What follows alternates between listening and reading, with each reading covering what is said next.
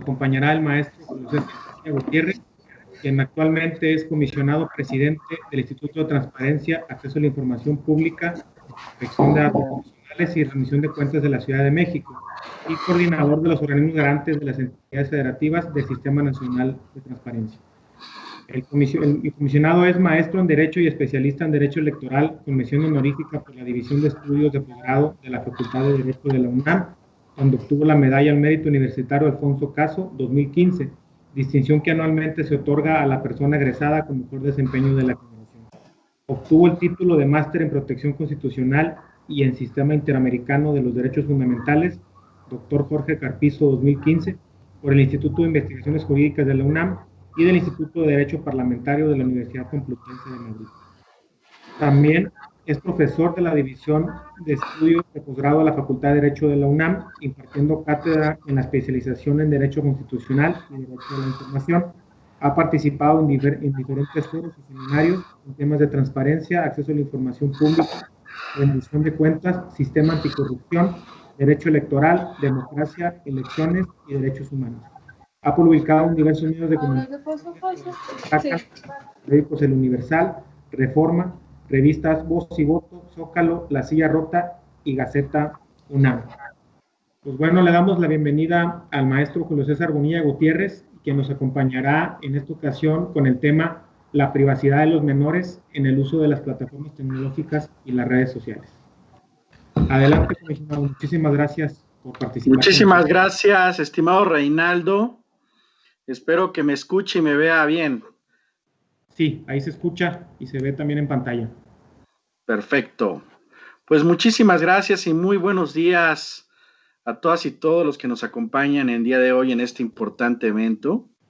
Primeramente, quisiera agradecer al Instituto Coahuilense de Acceso a la Información y de manera muy cercana y cariñosa a Luis Briceño, comisionado presidente en Coahuila, y también a José Manuel Jiménez y Meléndez, a Berta Isela Mata Ortiz, a Javier Díez, por esta oportunidad que me brindan a dirigirme a ustedes. Después, naturalmente, de esta magnífica disertación de mi compañera Denise Gómez, comisionada en Baja California, pero además coordinadora de la Comisión de Datos Personales del Sistema Nacional de Transparencia. Entiendo que también nos acompaña por aquí Bernardo Sierra, comisionado presidente en Nuevo León y coordinador, ni más ni menos que también de la región norte del Sistema Nacional de Transparencia. Así que un evento muy bien acompañado para el Instituto de Coahuila, como debe ser y como se merece por el Sistema Nacional de Transparencia. También quiero saludar a todas y todos los que nos acompañan el día de hoy para hablar de un tema de gran importancia y que representa un pendiente con, naturalmente, esta época moderna. Es un pendiente de atención impostergable a través de una estrategia nacional en materia de ciberseguridad y protección de datos personales, la privacidad de los menores en el uso de las plataformas tecnológicas en las redes sociales, es el tema que hoy nos convoca. Pero antes quisiera entrar a una aproximación, como ya de manera magistral lo hizo la Coordinadora Nacional en esta materia, donde se ha señalado que, y con acierto, que vivimos en una era en la de que millones de personas, segundo a segundo, interactúan a través de diversas redes y plataformas digitales, lo que significa que fluye como nunca antes, y en todos los sentidos, información de todo tipo, en cantidades inimaginables y en una inmensa velocidad. Nos conectamos y nos desconectamos durante el día. Compartimos, replicamos, planteamos, promovemos, desarrollamos, defendemos ideas y las atacamos. El espacio digital es también, por cierto, un espacio en el que la violencia ocurre más a menudo de lo que creemos y trasciende de lo digital a lo material. Hay una premisa de diversos estudios a nivel internacional que dan cuenta de ello.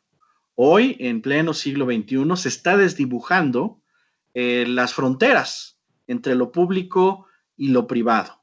Eso tiene muchas ventajas, pero también tiene muchas debilidades. tomamos partido o nos declaramos neutrales respecto de cuestiones políticas, económicas, sociales, artísticas, ambientales, la justicia, la moral y lo que consideramos que se califica como bueno o malo desde nuestra perspectiva, y entre otros muchos temas.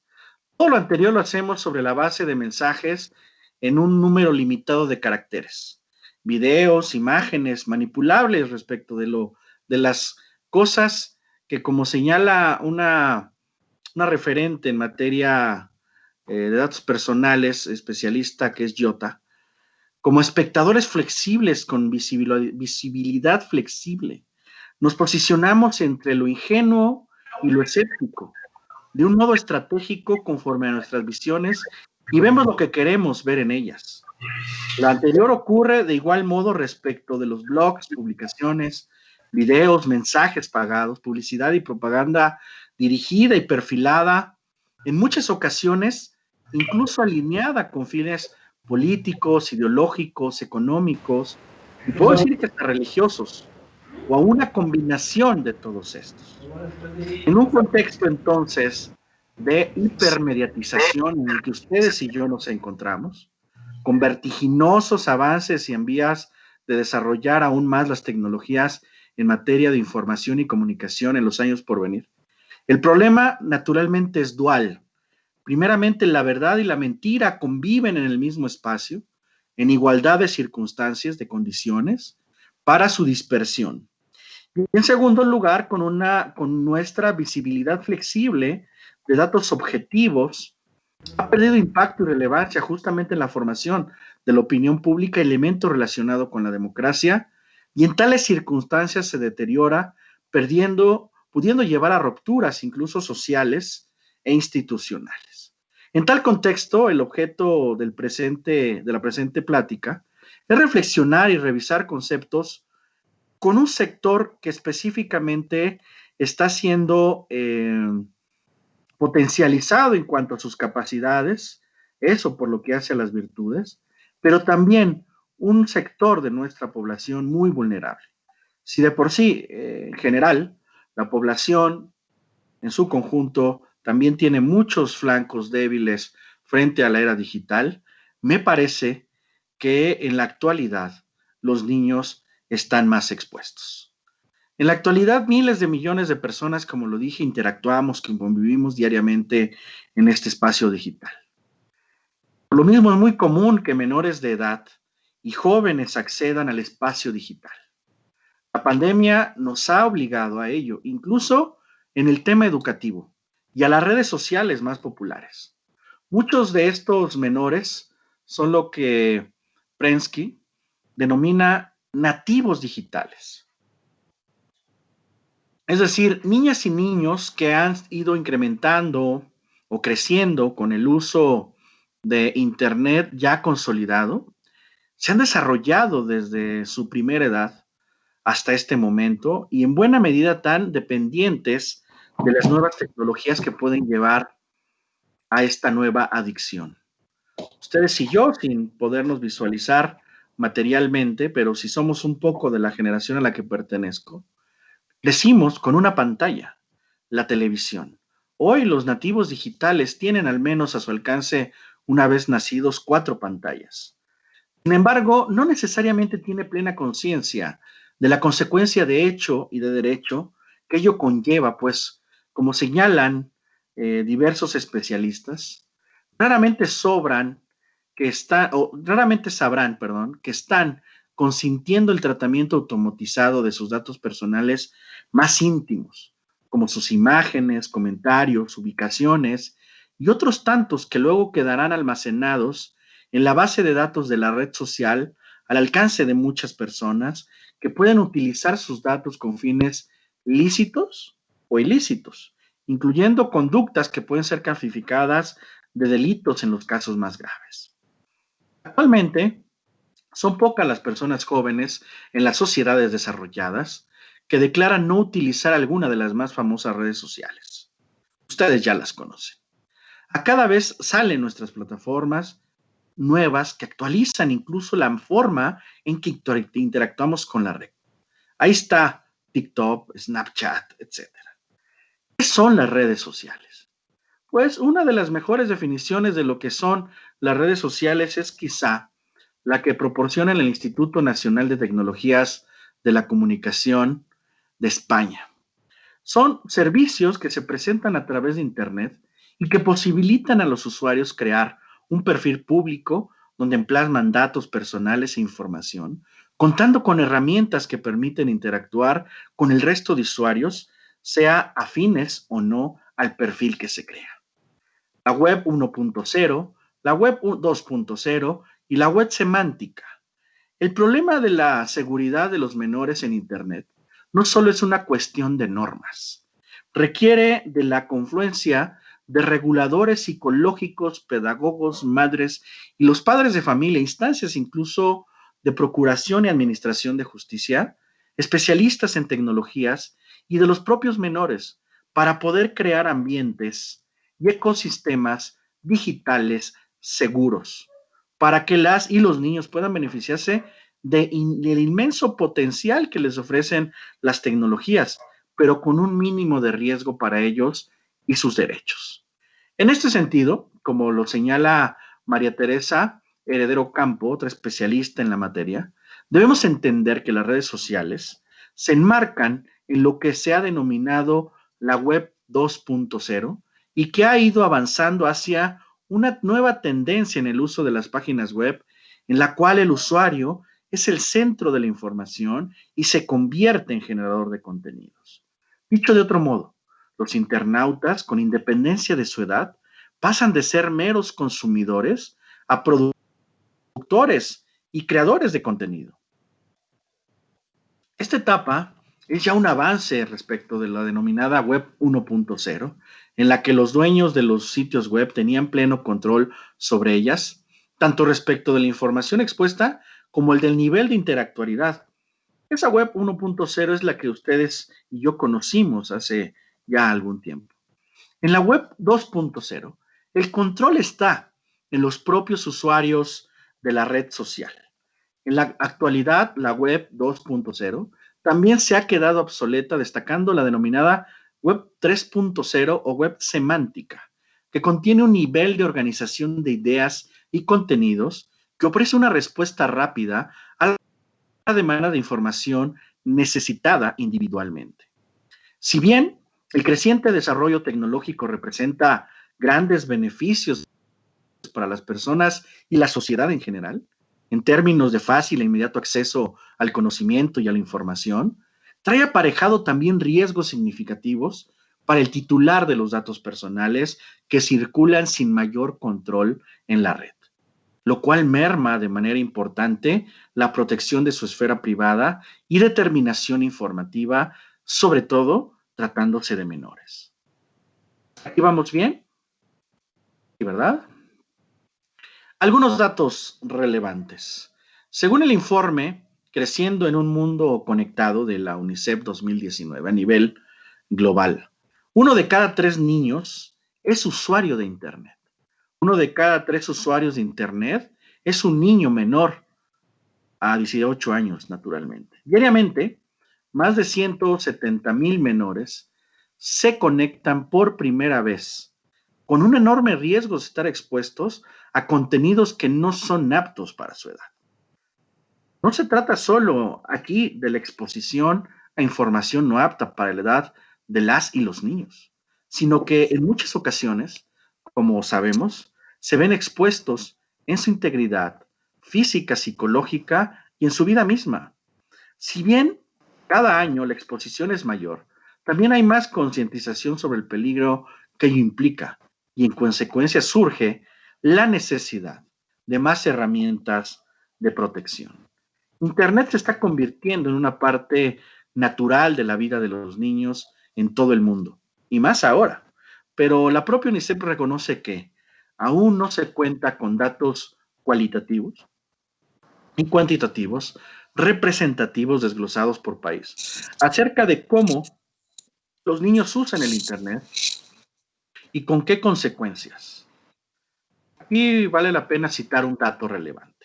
La mayoría de la evidencia del informe en mención proviene de niñas y niños. No hay aquí, naturalmente, un adultocentrismo fijado como, naturalmente, los adultos en Internet. Hay un problema de origen.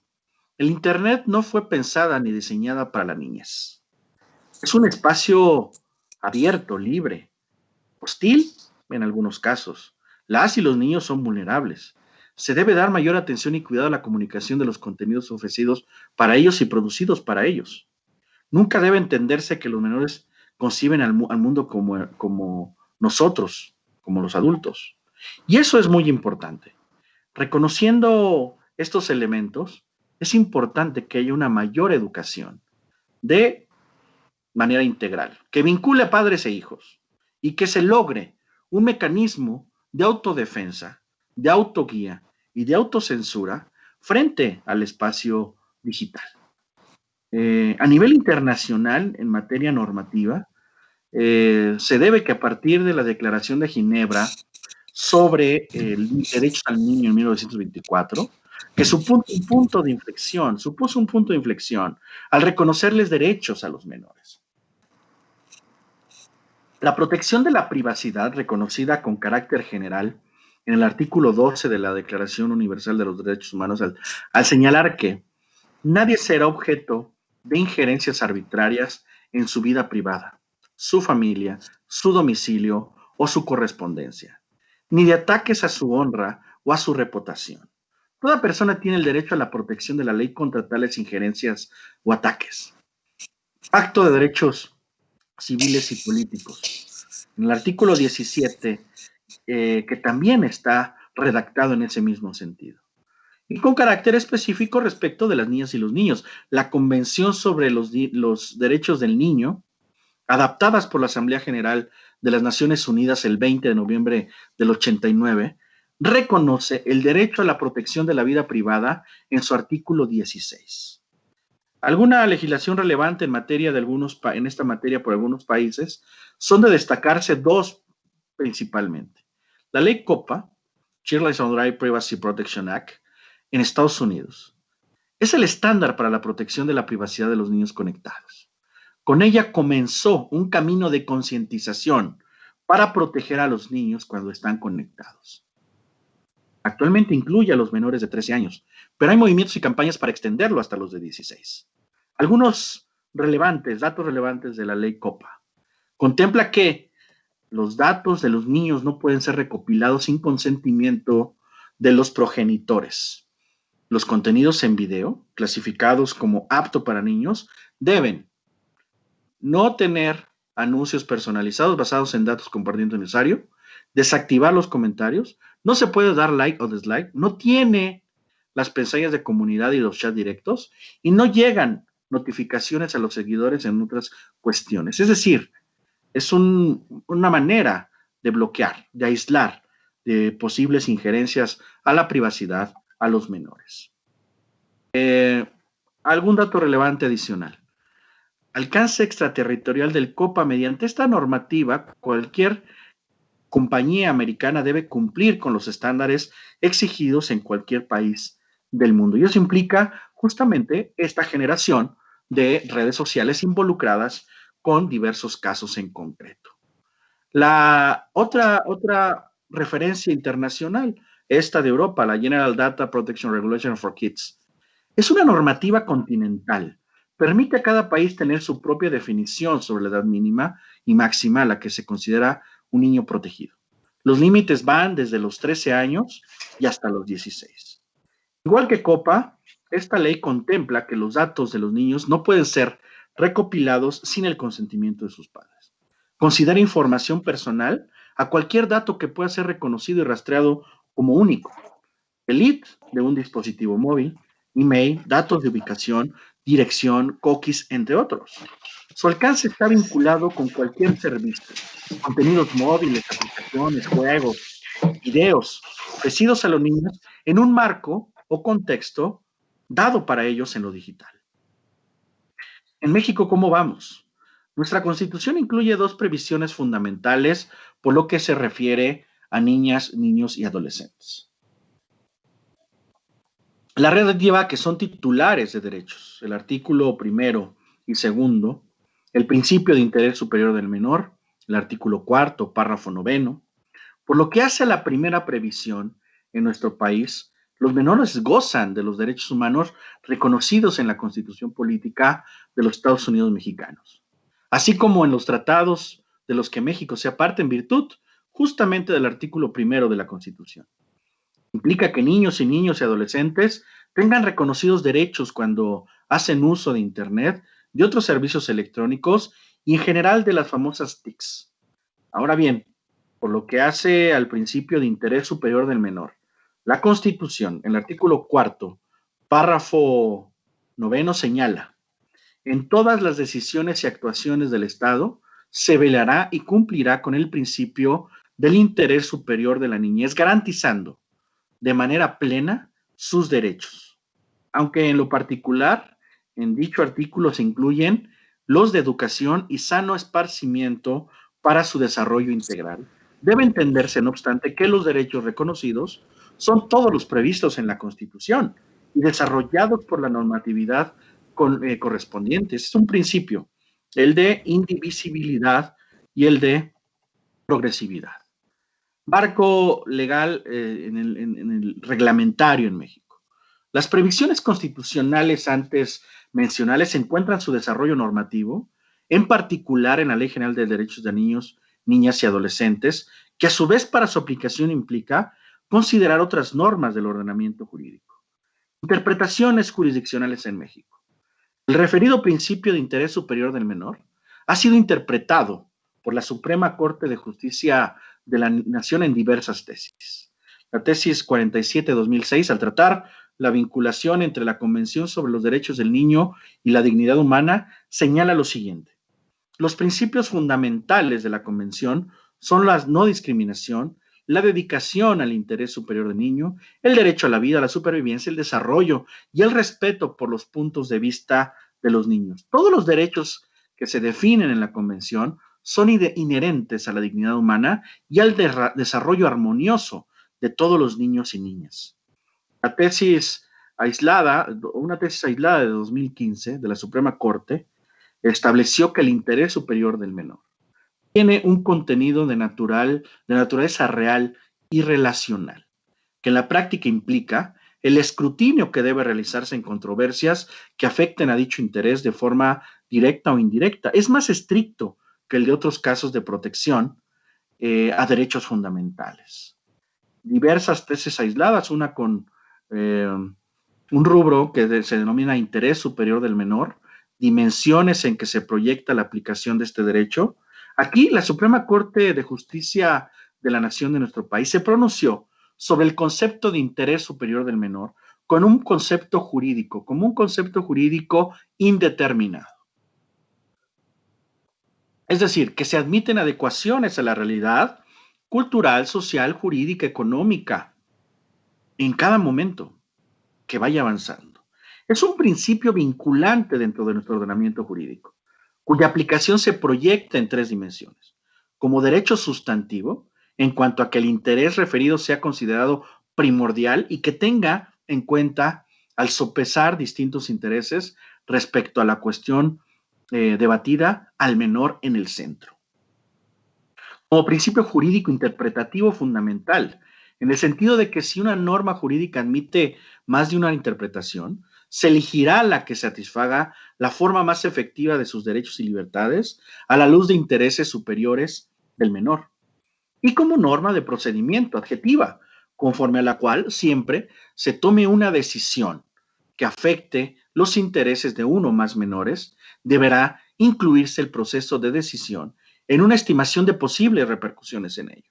Asimismo, la justificación de la medida adoptada deberá dejar patente que se consideró el interés superior del menor en el análisis de diversas alternativas posibles.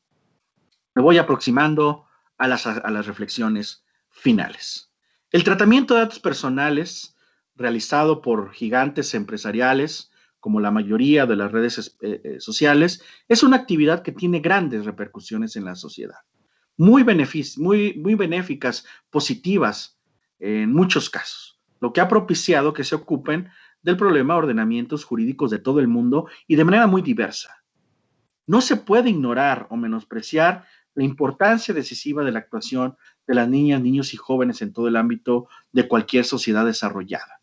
Pero eso implica también protegerlos de ciertos riesgos que también coexisten con estas libertades de lo público que desdibuja lo privado en las redes sociales. Y esto incluye sus facetas de comunicación e interacción con las redes sociales en Internet.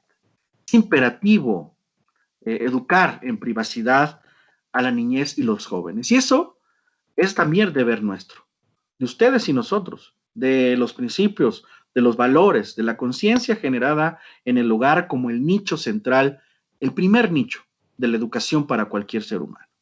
Después, con los procesos institucionales de educación formal. Pueden y deben ser conscientes de que ciertas actuaciones divulgadas en redes los pueden perjudicar en el futuro, quedando afectados sus derechos a la privacidad, al honor, a la intimidad de su imagen. Desde las trincheras educativas y legislativas, hay mucho por hacer en nuestro país, sin duda, pero sensibilizar a la sociedad, a los estudiosos de tema y a los legisladores, también arranca con lo que podamos hacer nosotros desde el aspecto íntimo de nuestras familias, de nuestros hogares, para educar a nuestros hijos e hijas en este sentido. Finalmente, es fundamental crear un ecosistema digital seguro y relevante para niños y niños, que garantice experiencias innovadoras y entretenidas a través de herramientas que potencien a marcas y creadores de contenidos. Fomentar la industria denominada Kitchen, compañías de tecnología que invierten fuertemente para potenciar el ecosistema digital para niños, contemplado como fundamento la privacidad para su diseño, para crear experiencias seguras y de contenidos. El principio que subyace, me parece, a todo lo que se ha expresado en esta conversación es parte de nuestra intuición, de nuestro instinto y así de nuestra humanidad desde siempre. Es el principio de cuidar a nuestras niñas y a nuestros niños. Y para quienes estamos enfrentando un proceso global, esta idea debe de penetrar cada vez más en nuestra cultura inicial y así trasladarse a la totalidad de la sociedad. Así como todo esto es en mente, será de la mayor relevancia, es importante también fijar una estrategia nacional de ciberseguridad que incluya a los menores a través de mecanismos efectivos para su protección y seguridad. Los adultos tenemos la responsabilidad de que los niños tengan la oportunidad de desarrollarse en un ámbito acorde a su edad, a sus intereses, a sus expectativas, a su visión sobre la vida y las cosas, hacia sus sueños y esperanzas, hacia la revitalización de su entorno y, naturalmente, al respeto irrestricto de los derechos humanos. Eso es lo que tenemos que colocar como sociedad siempre y como instituciones fomentarlo y potencializarlo. Muchas gracias y que tengan muy buena tarde. Muchísimas gracias, comisionado, por esta participación. Nada más queremos igual ahorita dejar un espacio de unos 5 minutos a ver si nos mandan alguna pregunta aquí por el chat que nos pueda ayudar con su respuesta. Con mucho gusto, Reinaldo.